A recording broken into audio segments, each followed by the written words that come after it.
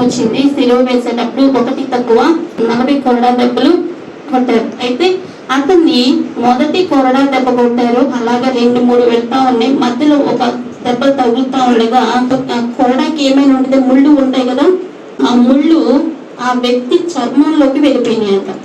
అతనికి కవచం పెట్టి పైన మొత్తం అన్ని చక్కగా చేశారు, గుచ్చుకోకుండా.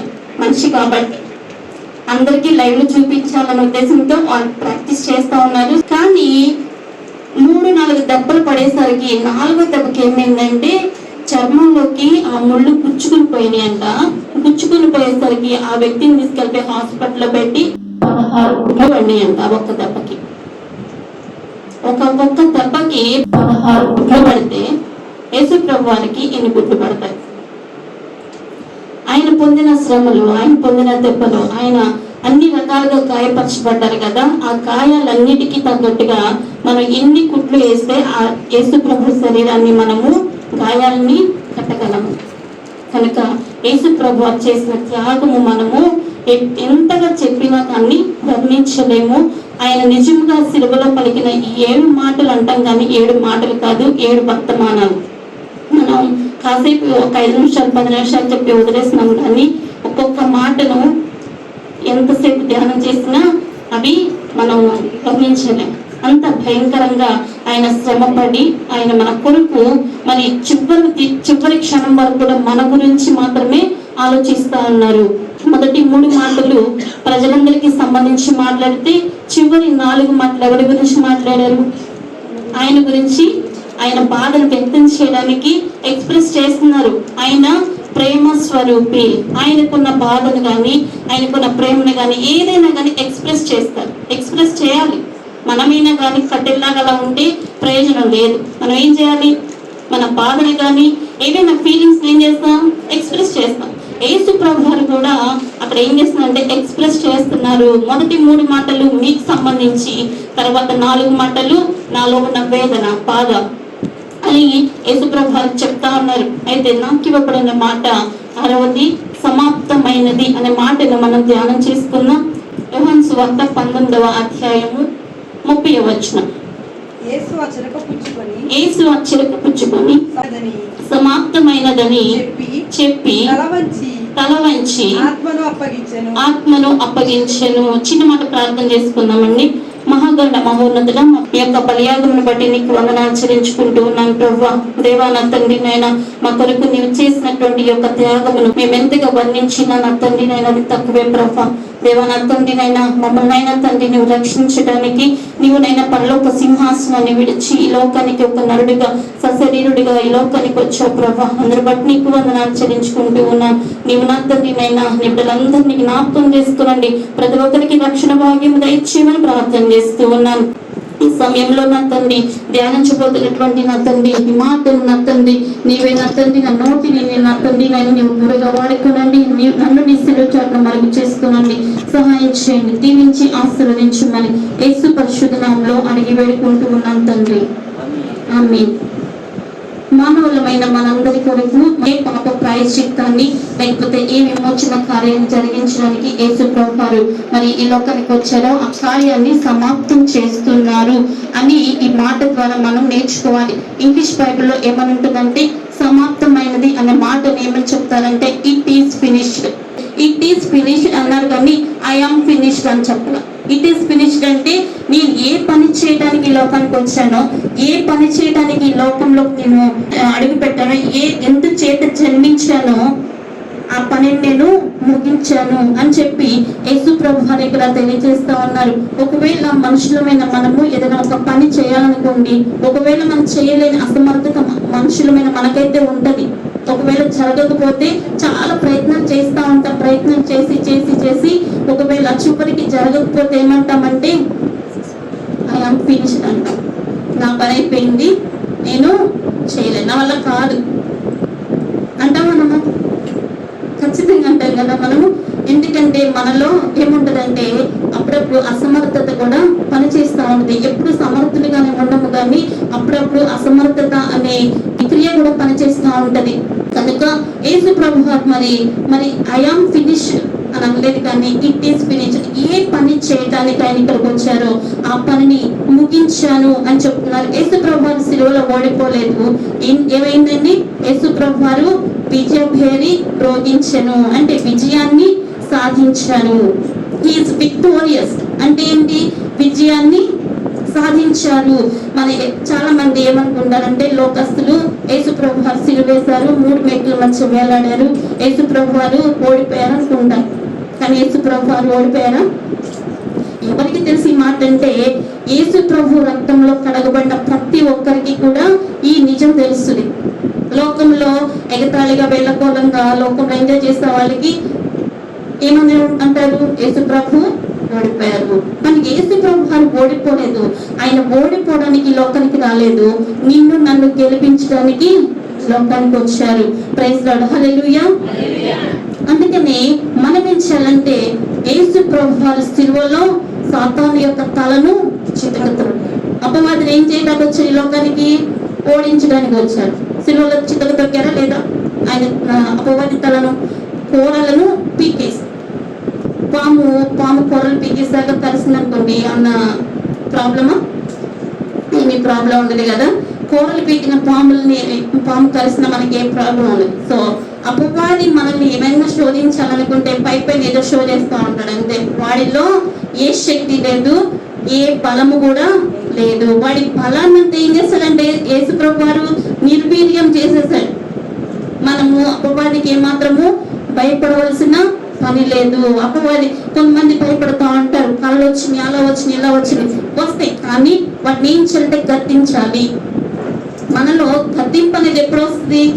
దేవుణ్ణి కలిగి ఉన్నప్పుడు, దేవుని వాక్యాన్ని మన హృదయంలో నింపుకున్నప్పుడు మాత్రమే మనము అలా గద్దించగలము. ఒకవేళ గద్దించట్లేదు అంటే మనము ఆత్మలో బలహీనులుగా ఉన్నాము. ఆత్మలో మనం ఎప్పుడు కూడా ఎలా ఉండాలంట? బలవంతులుగా ఉండాలి.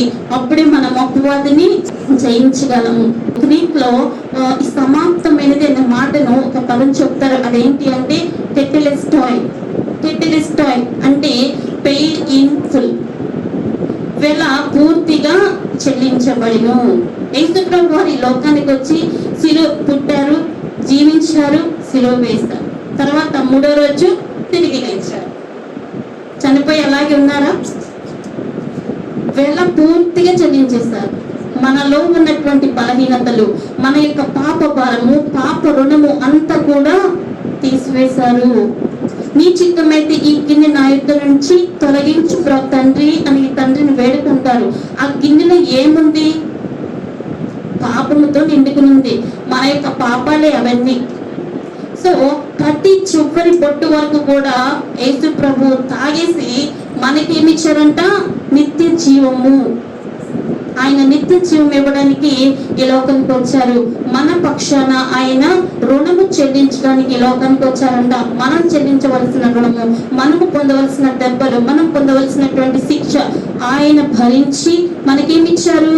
విజయాన్ని ఇచ్చారు. కనుక పూర్తిగా వెల చెల్లించబడిను. మనం ఇంత వెల చెల్లించవలసిన అవసరం లేదు. ఆయన చెల్లించేస్తారు. ఉన్నవారికి, పుట్టబోయే వారికి, రాబో తరములో వచ్చే వారికి కూడా ఆయన పూర్తిగా వెల చెల్లించేస్తారంట. కనుక మనం ఇక మీద ఎలా ఉండాలంటే చాలా జాగ్రత్తగా ఉండాలి. వెల పూర్తిగా చెల్లించబడింది కదా అని చెప్పి, ఇంకేం అప్పులు లేవు కదా అని చెప్పి జాగ్రత్త మళ్ళీ పాపాలు చేసుకుంటా ఉండకూడదు. వెల మొత్తం అప్పులన్నీ తీరిపోయిన తర్వాత ఇక మీద ఏం చేయాలి? చిన్న అప్పులు చేసుకుంటా ఉండాలా? చిన్న పాపాలు చేసుకుంటా, ఏ రోజు కాలం గిట్టుబాటు చేసుకుంటా, నన్ను క్షమించు ప్రభువా అనుకుంటే సరిపోతుందా? తెలియక చేస్తే క్షమాపణ, కానీ తెలిసి చేస్తే క్షమాపణ ఉండదు. దానికి ఏముంటదంట? శిక్ష. మనము శిక్షించడానికి దేవునికి ఇష్టం లేదు కనుకనే పూర్తిగా వెల చెల్లించేశారు.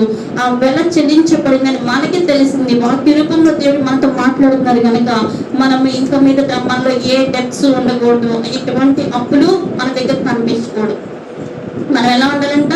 దేవుని యొక్క బిడ్డలుగా జీవించాలి. మనం చూస్తే యేసు ప్రభు యొక్క పరిమళ సువాసన ఏమవ్వాలి? వెదజల్లాలి. అవునా కదా? అంతేగాని అపవాదికి ముద్దు బిడ్డలుగా ఉన్నామా? యేసు ప్రభువుకి ముద్దు బిడ్డలుగా ఉన్నామా? ఎవరికి ముద్దు బిడ్డలుగా ఉండాలి? యేసు ప్రభు వారికి ముద్దు బిడ్డలుగా ఉండాలి. కానీ అపవాదికి మనం ఏమాత్రము అనుకూలంగా ఉండకూడదు.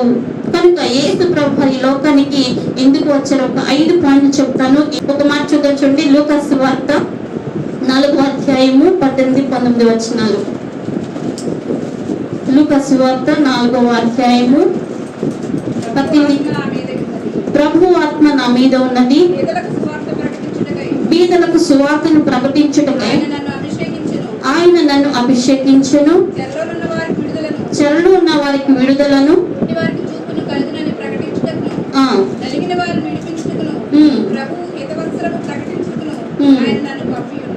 ఓకే చాలా. ఎందుకు వచ్చారంటే యేసు ప్రభు ఎందుకు వచ్చారంటే ప్రభు ఆత్మ, దేవుని ఆత్మ ఆయన మీద ఉన్నది. భారముతో కూడినటువంటి మనము కూడా, విశ్వాసమైన మనము, దేవుని యొక్క భారం మనలో ఉంటే మనము కూడా ఏం చేస్తాము? విజ్ఞాపన ప్రార్థన చేస్తాం, నశించిపోయే వారి గురించి ప్రార్థన చేస్తాం. మనందరం నశించిపోయే సంఖ్యలోనే ఉన్నాం, నశించిపోయే గుంపులో ఉన్నాం మనమందరం. మన దారి ఎటువంటి నరకానికి వెళ్ళాల్సిన దారి మంది. మనం ఏమాత్రం పరలోక రాజ్యానికి వెళ్ళడానికి అర్హులము కాదు. అటువంటి మనందరినీ ఏం చేస్తున్నారంటే బీదలకు సువార్తను ప్రకటించాలని ఒక ఉద్దేశంతో దేవాది దేవుడు తన కుమారుడైనటువంటి యేసు ప్రభువాన్ని ఈ లోకానికి పంపించారు. ఆయన అభిషేకించి ఇక్కడికి పంపించారంట. అందుకే యేసు ప్రభువారు చెరలో ఉన్న వారికి విడుదలను, గుడ్డి వారికి చూపును ప్రకటించుటకు, నలిగిన వారిని విడిపించడం. నలిగిన వారంటే ఎవరు? మనం ఎన్నో బాధలు, ఎన్నో శ్రమలు ఉంటా ఉంటే నలిగిపోతా ఉంటాం చాలా మంది. కొంతమంది బయటికి చెప్పుకోగలరు, కొంతమంది చెప్పుకోలేరు. చెప్పుకునే ఉంటాయి, చెప్పుకోలేని ఉంటాయి. అటువంటిప్పుడు ఏకాంతంగా కూర్చుని దిగులు పడతా ఉంటారు చాలా మంది. అటువంటి సందర్భంలో ఉన్న వారిని కూడా దేవుడు తన వాక్యము చేత ఏం చేస్తారు? బలపరుస్తారు. చెరలో ఉన్న వారికి విడుదలను, నలిగిన వారికి విడిపించుటకు ఆయన ఈ లోకానికి వచ్చారంట. అందుకే మనము ఏ విషయంలో కూడా భయపడవలసిన పని లేదు. ఎందుకంటే మన దేవుడు మన పక్షాన ఉండగా మనం దేనికి భయపడవలసిన పని లేదు. సాతాను యొక్క అధికారం కింద, పాపం కింద ఉన్న వారికి వారందరినీ బంధించబడిన వారందరినీ ఏం చేస్తారంట? సంఖ్యల చేత బంధింపబడిన వారిని విడిపించడానికి లోకానికి వచ్చారు. పాపంతో చాలా మంది మరి అంటే అర్థం కాదు, వారు పాపంలో ఉన్నారని కూడా తెలియదు వాళ్ళకి. అంటే అలాంటి సందర్భంలో మరి దేవుడు రక్షించాలనుకుంటాడు, కానీ వీళ్ళు యొక్క ఆత్మీయ నేత్రాలు ఎలా ఉంటాయంటే కమ్మివేసి ఉంటాయి. మనం ఏం చేయాలంటే వాళ్ళ గురించి ప్రార్థన చేయాలి. వారి గురించి ప్రార్థన చేసినప్పుడు దేవుడు కూడా వారిని రక్షించడానికి సమర్థుడుగా ఉన్నాడు. తర్వాత ఆయన నిజమైన స్వేచ్ఛ ఇవ్వడానికి ఈ లోకానికి వచ్చారు. తర్వాత నిజమైన స్వేచ్ఛ అంటే ఏంటి? కుమారుడు మిమ్మల్ని స్వతంత్రులుగా చేసిన ఎడల మీరు నిజమైన స్వతంత్రులైనందురు. దేవుడు పాపం నుంచి విడిపించి మనకి నిజమైనటువంటి స్వాతంత్రం ఇచ్చారు. భారతదేశానికి స్వాతంత్రం ఎప్పుడు వచ్చిందంటే అన్ని చెప్తాం. మరి మన ఆత్మీయ జీవితానికి స్వాతంత్రం వచ్చిందా? రాలేదా? మన ఆత్మ బంధించబడి ఉండే ఆ బంధించబడినటువంటి సంఖ్యలో ఉన్నటువంటి ఆత్మ విడిపించబడిందా లేదా? స్వతంత్రంగా ఉందా లేదా? ఒకవేళ ఏదైనా పాప బానిసత్వం కాడి కింద ఉంటే విడిపించుకోవటానికి మనము దేవుని సహాయం చేత ప్రయత్నించాలి. రెండవది సమృద్ధి జీవం ఇవ్వడానికి ఆయన ఈ లోకానికి వచ్చారంట. మొదటిది బీదలకు సువార్తను ప్రకటించడానికి వచ్చారు. రెండవది సమృద్ధి జీవం ఇవ్వడానికి వచ్చారు. యోహాను సువార్త 10వ అధ్యాయము 10వ వచనంలో 2వ భాగం చదువుదాం. దొంగతనమును